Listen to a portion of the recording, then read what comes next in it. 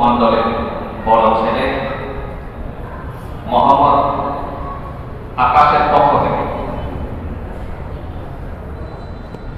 একই জেলাতে একই থানার অধীনস্থ দক্ষিণ বাংলাহাটি মোহাম্মদ আবু সাইদ মিলনের প্রথম কন্যা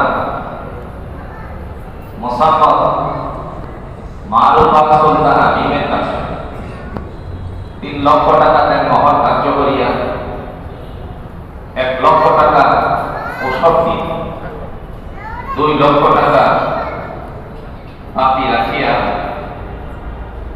একজন উকিলের ওকালতির মাধ্যমে 2 জন সাক্ষীর মোকাবেলায় মোহাম্মদী শরীয়ত অনুযায়ী বিবাহের প্রস্তাব দেওয়া হল।